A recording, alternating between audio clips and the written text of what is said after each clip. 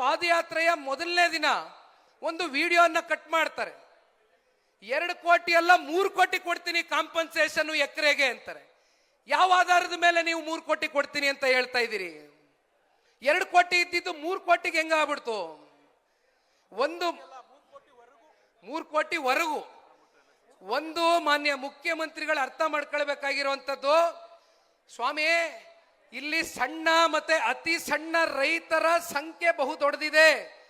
ಗುಂಟೆ ಲೆಕ್ಕದಲ್ಲಿ ಜಮೀನನ್ನ ಇಟ್ಕೊಂಡು ಎಷ್ಟೋ ರೈತರಿಗೆ ಸ್ವಂತ ಜಮೀನ್ ಇಲ್ಲದೆ ಹೋದ್ರು ಕೂಡ ಗುತ್ತಿಗೆಗೆ ಜಮೀನನ್ನ ತಗೊಂಡು 6, 7, 8 ಹಸುಗಳನ್ನ ಸಾಕೊಂಡು ಹೈನುಗಾರಿಕೆ ಮಾಡ್ಕೊಂಡು ಅದರಲ್ಲಿ ಬರ್ತಕ್ಕಂಥ ದುಡಿಮೆಯಲ್ಲಿ ಯಾಗೋ ಅಷ್ಟೋ ಇಷ್ಟೋ ಬದುಕು ಕಟ್ಕೊಂಡು ಅವ್ರ ಮಕ್ಕಳ ಭವಿಷ್ಯ ರೂಪಿಸ್ತಕ್ಕಂಥದ್ದು, ಅವ್ರ ಆರೋಗ್ಯದ ಸಮಸ್ಯೆ ಎದುರಾದಾಗ ಆ ಹಣಕಾಸಲ್ಲಿ ಅವತ್ತು ಅವ್ರು ನಿಂತು ಹೆಂಗೋ ಗೌರವಿತವಾಗಿ ಬದುಕಿದ್ದಾರೆ. ದಯವಿಟ್ಟು ಬಿಟ್ಬಿಡಿ ಗೌರವಿತವಾಗಿ ಬದುಕೋದಕ್ಕೆ. ನಿಮಗೆ ಈ ಯೋಜನೆ ಮಾಡಲೇಬೇಕು ಅಂತಕ್ಕಂಥದ್ದಾದ್ರೆ ಬಹುಶಃ ಈಗಾಗಲೇ KDBಯಲ್ಲಿ ಲಕ್ಷಾಂತರ ಎಕರೆ ಇವತ್ತು ನೋಟಿಫಿಕೇಶನ್ ಆಗಿ ಬಿದ್ದಿದೆ. ಬರಡು ಭೂಮಿಯಲ್ಲಿ ದಯಮಾಡಿ ಮಾಡಿ AI ಸಿಟಿ ತಗೋಬರ್ತಿರೋ, ಸ್ಮಾರ್ಟ್ ಸಿಟಿ ತಗೋಬರ್ತಿರೋ, ನಾವು ನಿಮ್ಮ ಜೊತೆ ನಿಂತ್ಕೊಳ್ತೇವೆ. ನಾವು ಅಭಿವೃದ್ಧಿಯ ವಿರೋಧಿಗಳಲ್ಲ. ಆದ್ರೆ ರೈತರಿಗೆ ನೀವು ಮಾಡ್ತಾ ಇರ್ತಕ್ಕಂಥ ಅನ್ಯಾಯ ಏನಿದೆ, ಪ್ರತಿನಿತ್ಯ ನೀವು ನೋಡ್ಕೊಳ್ತಾ ಇರ್ತಕ್ಕಂಥ ರೀತಿ. ನಾನು ಮಂಜಣ್ಣ ಅವ್ರಿಗೊಂದಿನ ಕೇಳಿದೆ, ನಾನು ಬೈರ್ಮಂಗಳೆಯಿಂದ ಹೊಸೂರು ಗ್ರಾಮಕ್ಕೆ 11 ಕಿಲೋಮೀಟರ್ ಪಾದಯಾತ್ರೆ ಮಾಡಿದೆ. ನೈಜ ಸತ್ಯ ಏನಿದೆ, ವಾಸ್ತವ ಸ್ಥಿತಿಗತಿಗಳೇನಿದೆ ಮಂಜಣ್ಣ ಅವರೇ, ನಾನು ಕಣ್ಣಾರೆ ನಮ್ಮ ರೈತರ ಜೊತೆ ಬೆರ್ತು ಅರ್ಥ ಮಾಡ್ಕೊಳ್ಬೇಕು, ನಡೀರಿ ಒಂದು ಪಾದಯಾತ್ರೆ ಮಾಡೋಣ ಅಂತ ಹೇಳಿದೆ. ಆ ಸಂದರ್ಭದಲ್ಲಿ ಹೊಸೂರು ಗ್ರಾಮದಲ್ಲಿ ನನ್ನ ಕೊನೆಯ ಅಂತಿಮ ಭಾಷಣ.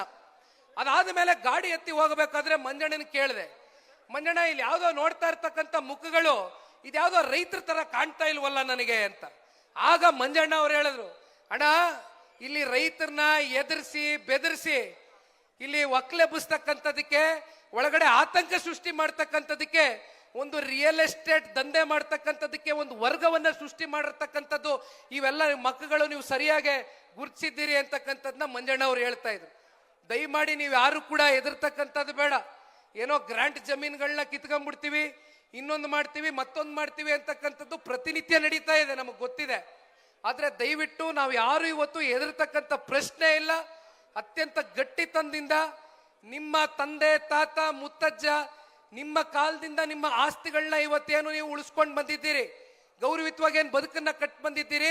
ಇವತ್ತು ನಾವು ಹೇಳ್ತಕ್ಕಂಥದ್ದಿಷ್ಟೇ, ಅಧಿವೇಶನ ನಡೀತಾ ಇದೆ, ಸದನ ನಡೀತಾ ಇದೆ.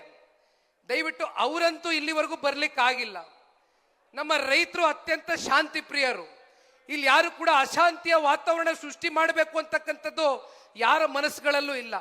ಆಗಿದ್ದಿದ್ರೆ ಬಹುಶಃ ಆ 2ನೇ ದಿನದ ಒಂದು ಪಾದಯಾತ್ರೆಯಲ್ಲಿ ಪೊಲೀಸರು ಪಾಪ ಅವ್ರ ಮೇಲೆ ರಾಜ್ಯ ಸರ್ಕಾರ ಒತ್ತಡ ಏರಿ ನಮ್ಮನ್ನೇನು ತಡೆದ್ರು, ಅವತ್ತು ಕೂಡ ನಾವು ನುಗ್ಗಬಹುದಾಗಿತ್ತು.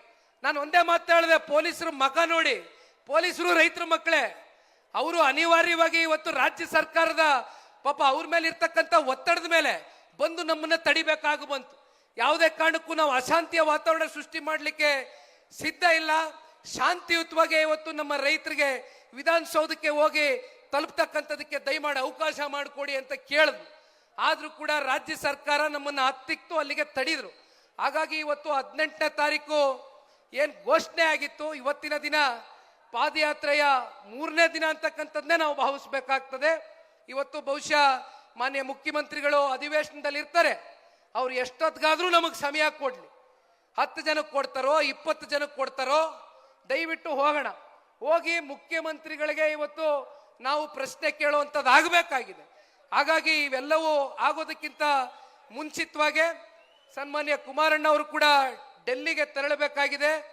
ದೇವೇಗೌಡರು ಸಾಹೇಬರಿಗೆ ಇವತ್ತು ಡಯಾಲಿಸಿಸ್ ಮಾಡಿಸ್ತಕ್ಕಂಥದಕ್ಕೆ ಬೆಳಗ್ಗೆ ಸಮಯ ನಿಗದಿಯಾಗಿತ್ತು. ಆದರೂ ಕೂಡ ರಾತ್ರಿ ನಾನು ಅವ್ರು ಹೋಗಿ ಕೂತು ಮಾತನಾಡಿದಾಗ ನನಗೆ ಆರೋಗ್ಯಕ್ಕಿಂತ ಹೆಚ್ಚಾಗಿ ನಮ್ಮ ರೈತರ ಭವಿಷ್ಯ ಮುಖ್ಯ ಇದೆ, ನಾನು ಬರ್ತೇನೆ ಅಂತಕ್ಕಂಥದ್ನ ದೇವೇಗೌಡರು ಸಾಹೇಬರು ಹೇಳಿ ಏನು ಬಂದಿದ್ದಾರೆ. ಹಾಗಾಗಿ ಕುಮಾರಣ್ಣ ಅವರು ಮತ್ತೆ ದೇವೇಗೌಡರು ಸಾಹೇಬರು ಮಾತನಾಡಿದ ನಾವು ವಿಧಾನ ಇವತ್ತು ಮುಖ್ಯಮಂತ್ರಿಗಳನ್ನ ಪ್ರಶ್ನೆ ಮಾಡುವಂಥದಕ್ಕೆ ತಾವೆಲ್ಲರೂ ಕೂಡ ಇದೇ ರೀತಿ ತಮ್ಮ ಜಾಗದಲ್ಲಿ ಕೂತಿರ್ಬೇಕು ಅಂತಕ್ಕಂಥದ್ನ ಈ ಸಂದರ್ಭದಲ್ಲಿ ಹೇಳ್ತಾ, ಮತ್ತೊಮ್ಮೆ ನನಗೆ ಮಾತಾಡೋದಕ್ಕೆ ಅವಕಾಶ ಮಾಡಿಕೊಟ್ಟಿದ್ದೀರಿ. ಈ ಹೋರಾಟ ಅಂತಿಮವಾಗಿ ರೈತರಿಗೆ ಜಯ ತಂದುಕೊಡೋವರೆಗೂ ಕೂಡ ಅತ್ಯಂತ ಬದ್ಧತೆಯಿಂದ ದೇವೇಗೌಡರ ಕುಟುಂಬ ಜನತಾದಳ ಪಕ್ಷದ ಎಲ್ಲ ನಮ್ಮ ಶಾಸಕ ಮಿತ್ರರಿರ್ಬೋದು, ಕ್ಷೇತ್ರದ ನಿಕಟಪೂರ್ವ ಶಾಸಕರು, ನಮ್ಮ ಮಂಜಣ್ಣ ಅವರು ಇರ್ಬೋದು, JDLP ನಾಯಕರು, ಬಾಬಣ್ಣವರು ಸೇರಿದಂತೆ ನಾವೆಲ್ಲರೂ ಕೂಡ ಅತ್ಯಂತ ಗಟ್ಟಿತನದಿಂದ ನಿಮ್ಮ ಜೊತೆಯಲ್ಲಿ ನಿಲ್ತೇವೆ ಅಂತಕ್ಕಂಥದ್ದನ್ನ ಈ ಸಂದರ್ಭದಲ್ಲಿ ಹೇಳ್ತಾ ನಾನು ಮಾತನ್ನ ಮುಗಿಸ್ತೇನೆ. ಜೈ ಹಿಂದ್, ಜೈ ಕರ್ನಾಟಕ, ಜೈ ರೈತ.